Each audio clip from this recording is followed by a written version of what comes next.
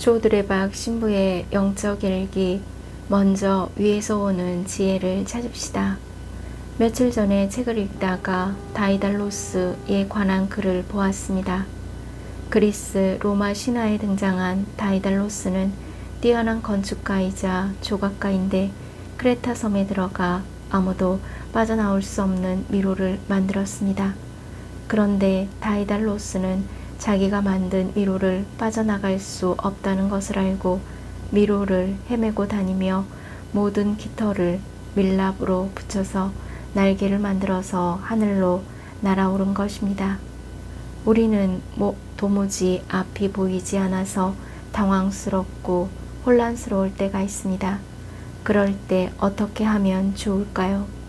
먼저 천천히 처음부터 되짚어 보는데 그래도 길이 보이지 않을 때는 눈을 들어 하늘을 쳐다보면 어떨까요? 그래서 내 생각이 아니라 위에서 오는 하느님의 지혜를 간구하면 어떨까요? 위에서 오는 지혜는 먼저 순수하고 그 다음으로 평화롭고 관대하고 유순하며 자비와 좋은 열매가 가득하고 편견과 위선이 없습니다. 야고보서 3장 17절. 아멘. 오늘 복음에서 예수님께서는 제자들과 함께 예루살렘을 향해 갈릴레아를 가로질러 카파르나움에 이르셨습니다. 그런데 예수님께서는 누구에게도 알려지는 것을 원하지 않으셨습니다. 왜냐하면 예수님께서 예루살렘에서 죽임을 당하셨다가 사흘 만에 다시 살아날 것이다 라고 가르치고 계셨고 제자들은 알아듣지 못하였기 때문입니다. 그래서 예수님의 마음은 아무 말씀도 하고 싶지 않으셨을 것입니다. 왜냐하면 예루살렘에 올라가 십자가에서 죽임을 당한 것이 하느님의 뜻이고 예수님께서 그 십자가를 짊어지기 위해 이 땅에 오셨다고 합니다.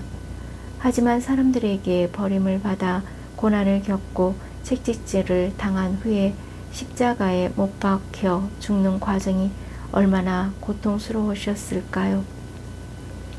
특히 알고 가는 그 고통의 길에서 겟세마니에 이르러 무릎을 꿇고 아버지께서 원하시면 이 잔을 저에게서 거두어 주십시오. 그러나 제 뜻이 아니라 아버지의 뜻이 이루어지게 하십시오. 루카복음 22장 42절 라고 기도하셨던 것입니다. 그런데 예수님의 이런 착잡한 마음으로 예루살렘을 향해 가시는데 제자들은 그 뒤를 따라오면서 누가 가장 큰 사람이냐라는 문제로 말다툼합니다. 그래서 예수님께서는 제자들에게 너희는 길에서 무슨 일로 논쟁하였느냐 하고 물으시는데 아무런 대답을 못합니다. 어쩌면 그 말다툼에서 생긴 일이 인간의 비극인지 모르겠습니다.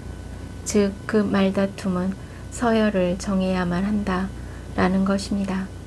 그런데 예수님께서는 서열을 정한 적이 없음을 제자들을 불러 말씀하셨습니다. 누구든지 첫째가 되려면 모든 이의 꼴찌가 되고 모든 이의 종이 되어야 한다. 사람의 아들은 섬김을 받으러 온 것이 아니라 섬기러 왔고 또 많은 이들의 몸값으로 자기 목숨을 바치러 왔다. 루카복음 10장 45절. 이것이 예수님께서 예루살렘에 올라가신 이유입니다.